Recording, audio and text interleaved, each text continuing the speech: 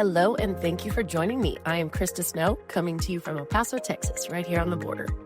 2 years ago, I decided to create a podcast of mini-series focused on outliers and the unique journeys we walk, because truly, we need each other. I've built a collective to dive into a variety of topics from healing and relationships to business advice and neurodivergence. My commitment to you is to bring you integrity and high quality, because I believe in people and their potential. So without further ado, welcome to this space where you can join the collective as we listen, learn the flip side, and ultimately level up our lives together. I'll be your host, and you're listening to the Level Up Podcast. Well, hello, guys, and happy Friday. I am Krista Snow, and we're back here on the Level Up Podcast on the series of immigration. I have Jesse again with me here today, and so we're super excited about today's episode, and we'll start with low high as usual. So Jesse, you want to start? Sure. This is kind of fun. Low high. Well, today's been a great day. But I feel like my high, I like to kind of look at it kind of like the past couple days, because honestly, I feel like every day is a great day.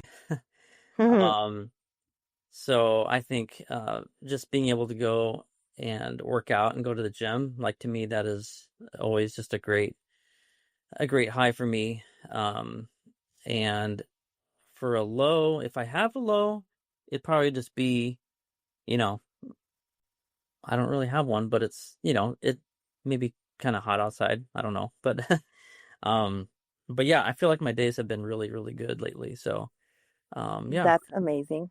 Yeah. Yeah, How about it's definitely hot. So as soon as you said it's kind of hot, I was like, you know what? That's actually 100% my low because it is really hot in El Paso right now, and it's just been kind of a crazy day. So my low is dealing with the weather, which gave me like heat, headache, and all of that. But my high is that I feel much better now, and we're recording this episode, so I'm super excited. Cool. So with that, what we want to talk about today for everyone listening is the Treaty of Guadalupe Hidalgo. And for those of you who are not sure why we're talking about this, it was Jesse's idea. So Jesse, why are we talking about this? Yeah. So initially, Krista, when you talked to me about your podcast and we were talking about immigration, and this topic obviously extends from what's going on with the ICE raids and immigration in our country. And basically I started thinking about, okay, this is a heavy topic. This is a topic that, you have to kind of have a conversation about it, and you have to look at all the different layers. That's how I think. And I think there's a layer of current, current things on the news, but also how did we get here? And so there's obviously a history in this country, and you have to kind of look back and like, okay, what happened? And one of the things that kind of spurred this particular topic is because online I've been seeing a lot of discussion back and forth. I get like the NBC News updates on Messenger and on my Facebook. So I, instantly like breaking news, this happened, and Trump did this, and he said this, and whatever. All kinds of updates every day. Yeah. I don't read them all, but I do, the ones that are, interested in if I have time. But I also love to read the comments, because you see the comments and you get to see, okay, what do people think? Would not be surprised if a few of these people that comment are scammers or bots or whatever, because that's the kind of the world that we live in. Yeah, but 100%. If you go on their profiles, I'm kind of pretty good to figure that out. But anyways, I kept hearing this discussion back and forth, not just in that, but also on different TikTok reels about, people will say, well, know your history, it's not stolen land. And another person will be like, well, yeah, but they paid all this money for the land. And so, Mexico paid 15 million. So know your history. So it's like this back and forth. And I'm going to hit this point every single episode. It's the word narrative. Narrative, narrative, narrative. What is the narrative that you believe in politically, spiritually, culturally? Because they're all different. And it's not so much that, you have to kind of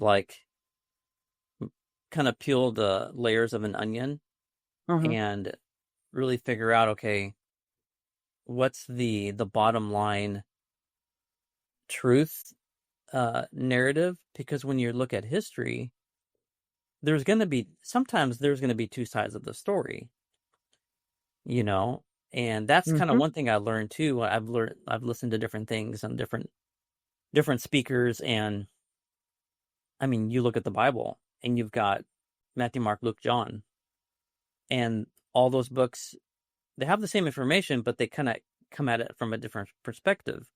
And so it's not like one is wrong and one's right. They just saw certain things, they heard certain things, or they speak from their personality or whatever. And so I think history is very similar. Agree. And you just kind of have to really just research the facts. But I think that's kind of where we have to start. Is some people don't know all the facts, and the more I've been looking into this past month, I'm learning some things. I'm like, whoa, I'm going to school myself, Same. So, just to kind of talk about this real quick, I just wanted to read this article. Yeah, let's give some background for everybody, because I've learned a lot in the last 24 hours. Yeah, just so we're all on the same page. Perfect. I'm gonna drink some water here. So what is the treaty? So the Treaty of Guadalupe Hidalgo is 1848, and I'm looking at this article, and it's got a nice picture of it, and it is actually in the National Archives in D.C. And so it's written in both Spanish and English. So it provides proof that the treaty was ratified by the Mexican government. So this treaty was signed February 2nd, 1848, and it ended the war between the U.S. and Mexico. By its terms, Mexico seceded 55% of its territory, including present-day, most people know this, California, Nevada, Utah, New Mexico, most of Arizona, Colorado, parts of Oklahoma, Kansas, Wyoming. Mexico also relinquished all claims to Texas and recognized the Rio Grande as the southern border with the U.S. So moving on, the Treaty of Guadalupe Hidalgo, which brought an official end to the Mexican-American War, which was from 1846 to 48. I already gave the date. Let's see here. Oh, yeah. So the war started in 46 and it ended February 2nd, 48 with the signing of the treaty. Yeah. So with the defeat of its army and the fall of the capital, Mexico City, in September 1847, the Mexican government surrendered to the U.S. and entered into negotiations to end the war. The peace talks were negotiated by Nicholas Trist, Trist. He was the chief clerk of the State Department, who had accompanied General Winfield Scott as a diplomat and President Polk's representative. Trist and General Scott, after two previous unsuccessful attempts to negotiate a treaty with President Santa Anna, determined that the only way to deal with Mexico was as a conquered enemy.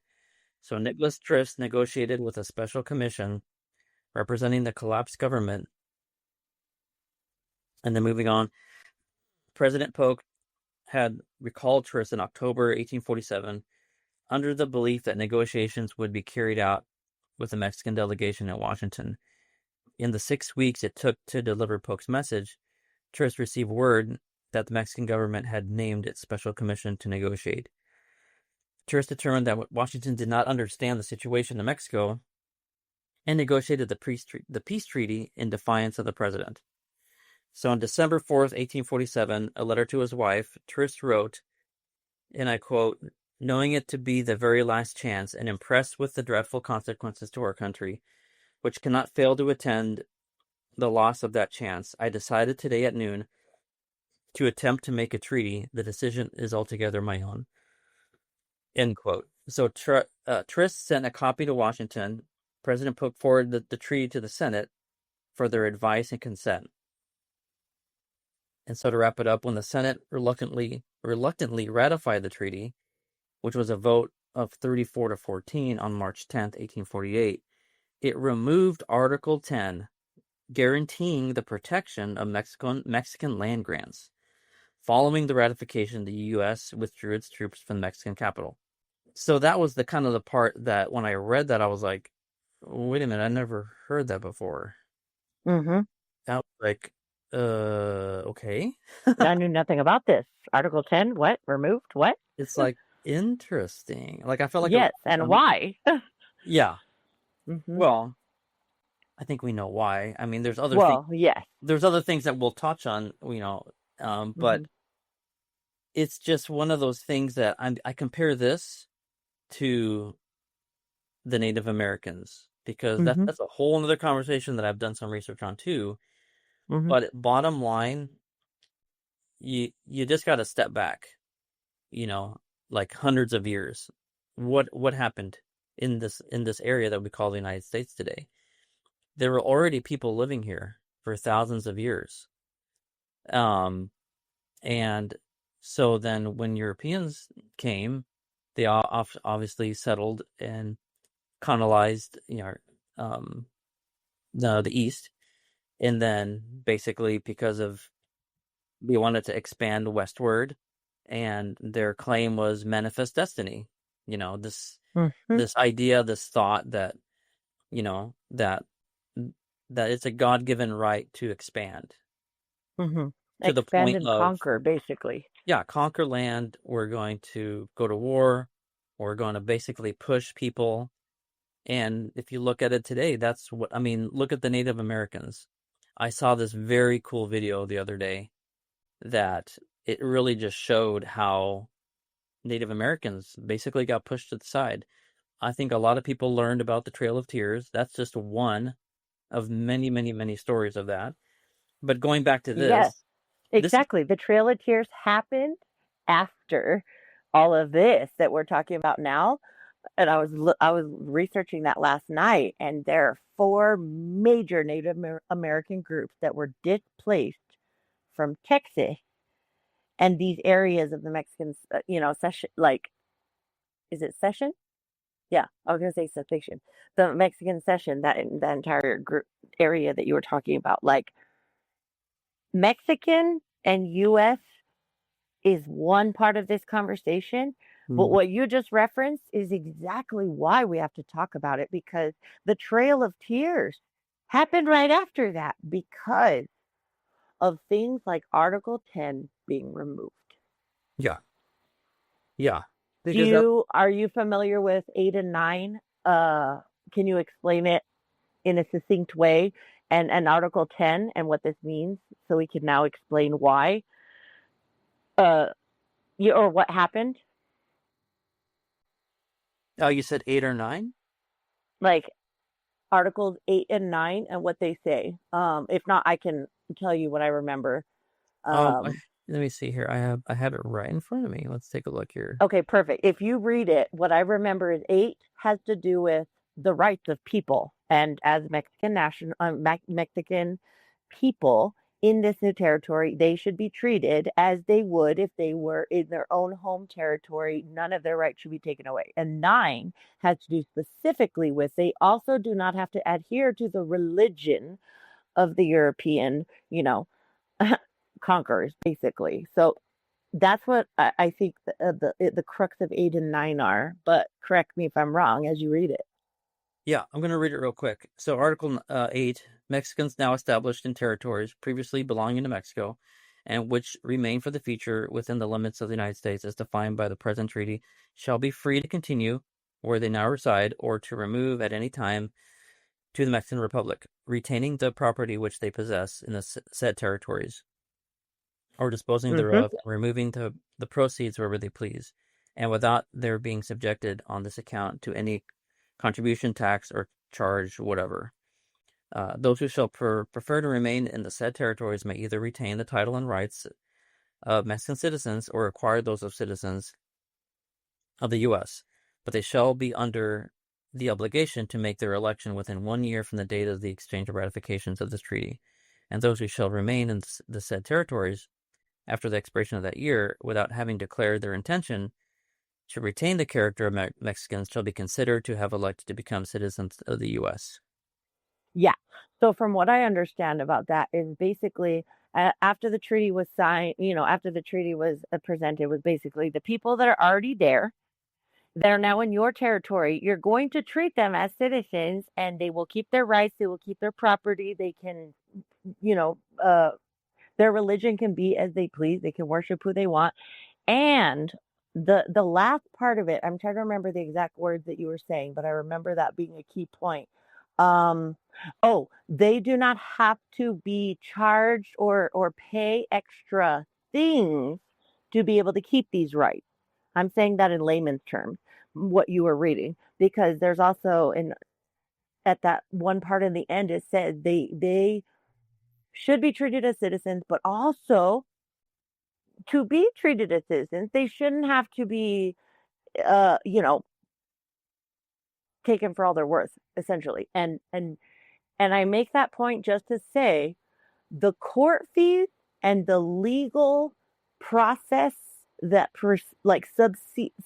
succeeded or seceded, whatever, succeeded this, is exactly what happened to those people, because so many thousands of people ended up paying the same amount in legal fees from 0 to 20 years for some of these cases that it took to like go through the process. So that one thing in Article 8 is saying you should treat them as citizens, and they should not have to pay extra fees to prove their worth, essentially. That's how I'm seeing this. Yeah. So what does Article 9 say? I'll read the last part of it real quick so we can move on. So there's no, Yeah, read it again. What does it say exactly, that last part? I'm going to read the very last part that I did not read before.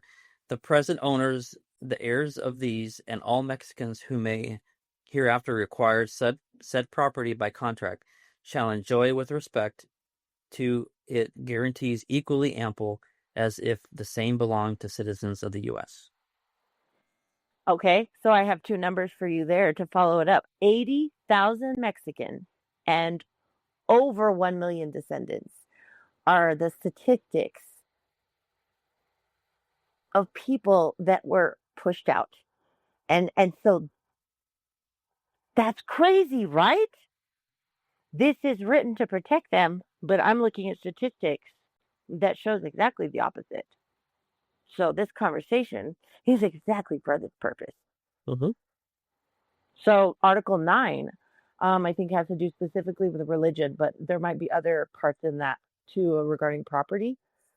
So Article 9 is a lot shorter, so I'll read that really quick because it's shorter than the first one, than 8. Okay, so Article 9.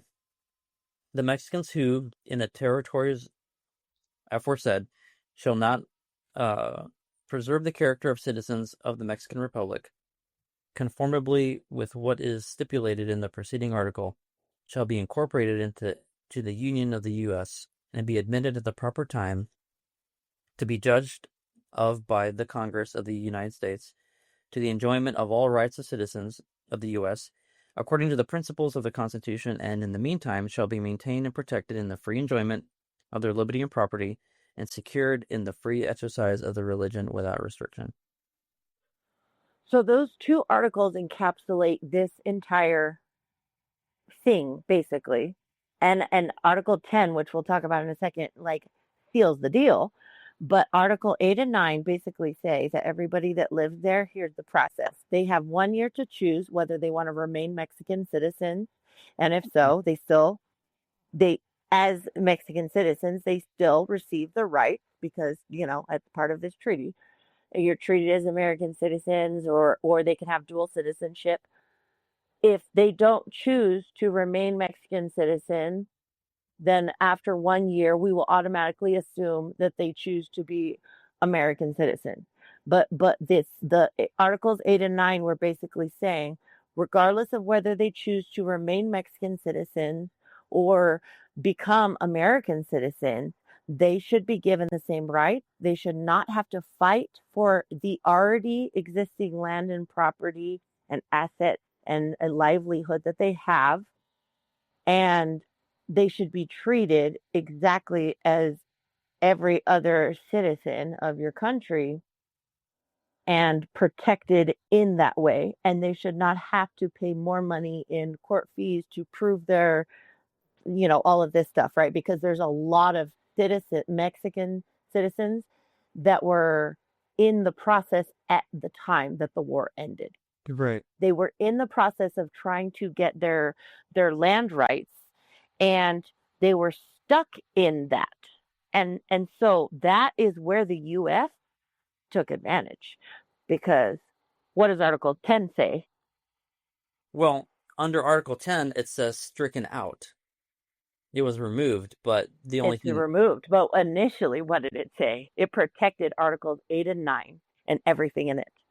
Yeah, the only thing that I have was what I read when we first started this podcast today was it removed Article 10, guaranteeing the protection of Mexican land grants. Exactly. And that's where it got sticky, because at the time that this was happening, there was so much instability in Mexico, and people were dealing with the process and the bureaucracy and all of that. And so there were a lot of people that didn't have their official land right documents. They didn't have that yet. And so the treaty, Articles 8 and 9, protected those people of Mexico that didn't have the documents, like their certified official land grant, because it was still in the process. They're stuck in it. Articles 8 and 9 were talking about how they must be honored. Right. I mean, Article 10 says they must be honored. Right. Articles 8 and 9 are saying, okay, our people are now your people living in your area, exchange of money, exchange of all of that, but human respect and decency and rights should not change. That's basically what Mexico's saying. And what the US did completely changed it, because it created the gap where they could get away with it. Yeah, so it created that gap. I used to be in the military, and so over over 20 years, we would oversee conflicts in Afghanistan, Iraq, Syria, and then also during tech school. It's just one of those things, like, after a war is over, there's terms of peace. And so this treaty is a term of peace. And so what was initially written on paper says one thing, but then it gets sent to Washington and Article 10 is removed. And then real quick for those listeners, what we're talking about here is on archives.gov. You can find this milestone document. Just type in Treaty of Guadalupe. Just you can nerd out on the internet. It's easy to find stuff nowadays. But another thing that I found out today too, that I shared with Krista, was some more stuff about the land grants, and it's like, oh, okay, there's some more information here. I saw a video, and this is only 5 years old, I think it was. But there's a patent that was signed by Ulysses Grant, who we all know, was president, and he was president at the time.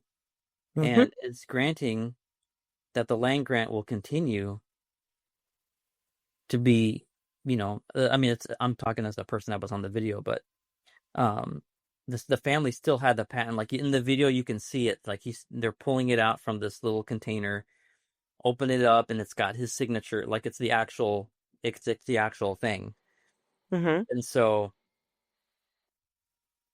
there were land grants. There are still people today that are, you know, they are fighting for their land that they were promised generations ago. So it's almost like when someone gets a divorce, you know, two parties get divorced, they have a divorce decree, but they didn't really, you know, there's terms of the divorce, but was it signed? Did the judge sign it? Did you sign it? You know, it's kind of like, okay, there's still, I don't know, it just There's got still messy. wiggle room. There's still wiggle room. And also, if you do the wiggle room thing in a small enough capacity, if it allows everything to continue, and like the other party, Mexico in this case, versus US, Mexico in a state of political unrest and instability and a slow Yeah. bureaucracy, like they had to fall to their knees because they had no other choice. And that's not okay, because the initial treaty protected Mexico.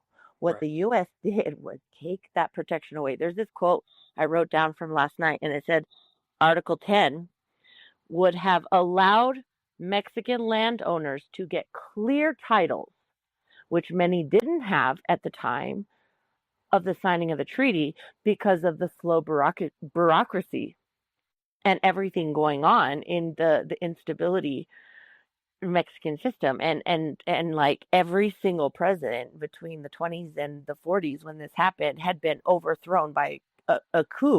Like every president in Mexico had been overthrown.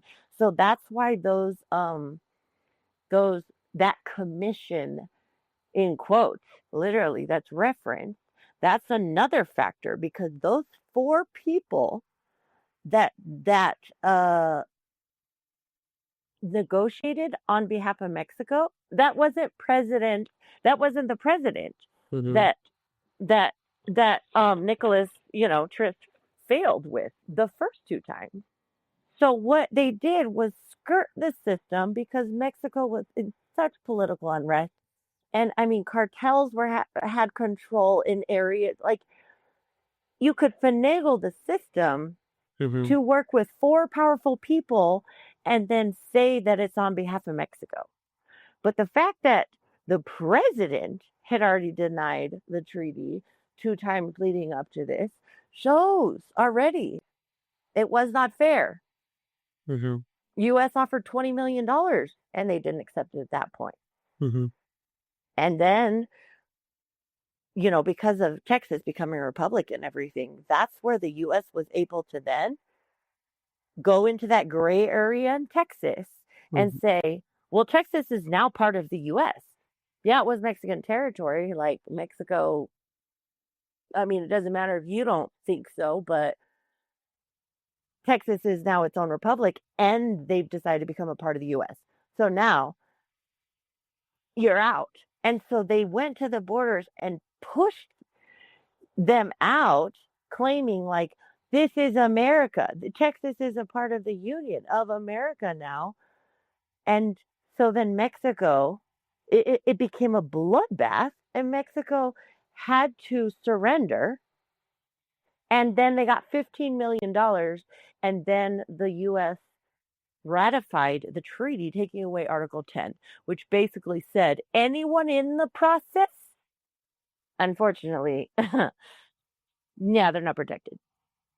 Article 10 would have protected everybody that was on that land, no matter whether they had clear documents or anything. That should Mm-hmm. have been what happened. They should have been protected because Mexico was trying to protect their people.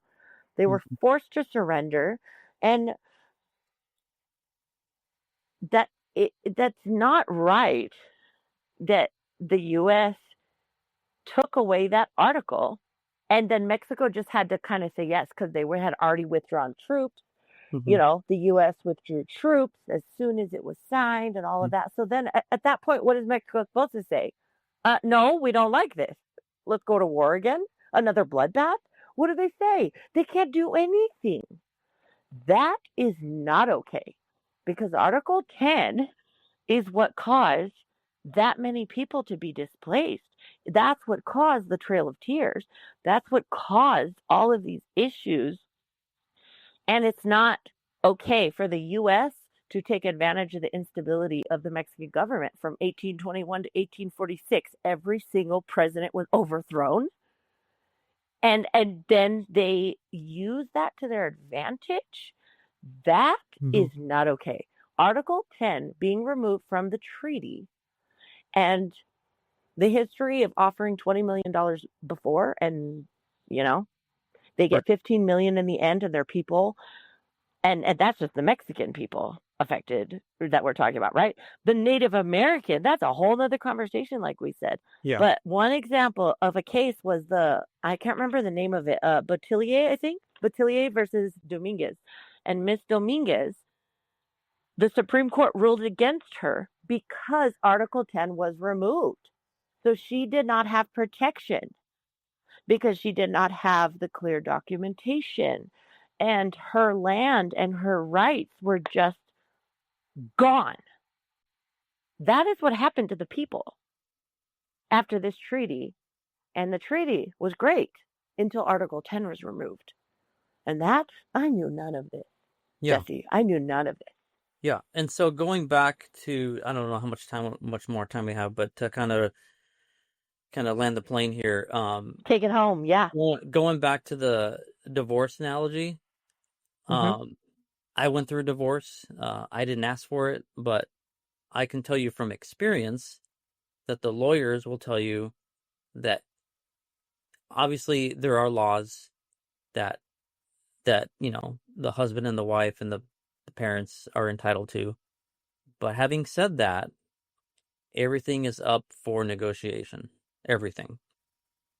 And obviously the judge is the one that makes the final decision. And but everything's up to negotiation. So when you talk about this, everything's up for negotiation. Even if something was to be made a mistake or something, they can be like, oh, you know what? Yeah, the U.S. goofed up. Let's fix this. I mean, fast forward to today. Look at how many executive orders are being made. Look at the different groups that are out there that are trying to change the Constitution, remove this, remove that. So bottom line, whoever's in power has the power, and they can pretty much do whatever they want, whether it's on paper or not. Right. That's what we're seeing. That's not today. a democracy. Exactly. And that's why we're having this conversation, is because, because if that's the case, if somebody gets elected and they can kind of just do whatever, well, then why do we have the Constitution? Why do we have these different things? Like, exactly. But why does it exist then? But the first part of it is, do you even know what the Constitution says? Do you even know what happened in our history? Do you know about Article 10 being removed? But if you don't know that, then you're just kind of in la la land, and that's how I've been. I've been in la la land. You're just going back to what you learned in first grade. So when I was in grade school, I learned about manifest destiny. I learned that, so I remember that. I don't remember that at all. You're right. So, but again, everybody, there are 50 states and thousands of different schools in this country. Like, not everybody got the same education. Some people were private. Well, I was homeschooled. Some people were homeschooled. Some people were. I was homeschooled. Yeah. So public, I didn't get private. So everyone has a different. And also, what I've learned here too, being here in Virginia, is that you get a different twist to history. The Civil War, I learned it as it was called the Civil War. And I guess from talking to people here, I don't know how long ago this, because I overheard a conversation, but it was considered the Northern Invasion. Oh. Exactly. And Okay. I grew up in Nebraska. Holy moly. Yeah. So it depends where you grew up. Right. So, anyways, I can go on and on about that because, I mean, my parents are from Mexico, and so they come from a different point of view. Even the way you call America, like to them, and you may be surprised about a lot of countries in the world when they hear America, the word America, it's like there's North America, South America, Central America. But for people from the U.S., America or American means, oh, you're from the U.S. But 100%. Yes. but people outside the U.S., that's not how they're taught because where did Christopher Columbus land? He landed south of the United States. What's now considered the United States, like, and so I don't know. That's a whole nother conversation. But anyways, to kind of land this plane here, I Like, I wanted to. totally didn't realize that until you just said it. Really? I feel like an idiot. Wait, what? Where did he land? It's like the Bahamas or something like that. Somewhere. Okay, I totally thought he landed like on the US, like the east side border. I'm pretty sure he didn't, but I'm pretty sure. Okay, anyway, that's awesome. Like, yes, like we need to learn these things or relearn them if we forgot them. Yeah. But there's a statistic also that just goes to show you what happened. So after the treaty and all of this, and they removed Article 10, there's one statistic of this area. I'd have to look up the picture to remember exactly what it was, but 38,000 acres was down to 4.5 acres belonging to the people. 38,000 down to 4.5. That's how much the U.S. took over 30,000 acres of 38 that were supposed to exist, and none were supposed to be taken. Yeah. And that is not right. It's not okay. And if Article 10 hadn't been removed, the people that were there would have been able to fight it. Read that quote before we conclude all of this. And if you have any last thoughts, Yeah, give them, because I'm done. yeah. So this is I got this today. It's where is this? It's the Holocaust Memorial, is what it says here on this was sent to me, but anyways, it says it's titled "First They Came." It's by Pastor Martin Niemöller. I believe I pronounced it right. It says, "First they came for the communists, and I did not speak out because I was not communist. Then they came for the socialist. I did not speak out because I was not socialist. Then they came for the trade unionist. I didn't speak out because I wasn't a trade unionist. Then they came for the Jews. I did not speak out because I was not a Jew. Then they came for me, and there was no one left to speak out for me." And we are not world political science experts or anything like that. Nope. But I think Just people. I think we've realized that sometimes things aren't going to be on people's radars until it affects them. And I think that's part of the reason why people don't see certain things, is because it doesn't affect their daily lives. Yeah. So that's why we're having this conversation, is because if we're a melting pot, if we're in this country that we have so many different nationalities, and races and ethnic groups, we have to realize that, and again, coming from a Christian perspective, is, we love our brothers and sisters. Yeah. No matter who you are or what you believe, you're a human being and you are worthy and valuable. Right. And people don't feel that way these days, and that's not okay. And the government needs to be held responsible and become transparent, because they're not real transparent. And it's not okay, The last thought that I have, and I'll just end with this, because there's so many Okay. thoughts in my mind, is I've been seeing also too that, the U.S. is a very young country. Compared to the other countries in the world, I've heard people say that we're like in our teenage years, and we all know teenagers, they're trying to figure themselves out. And I feel like Okay, that's where I've we are as never thought about this till just now.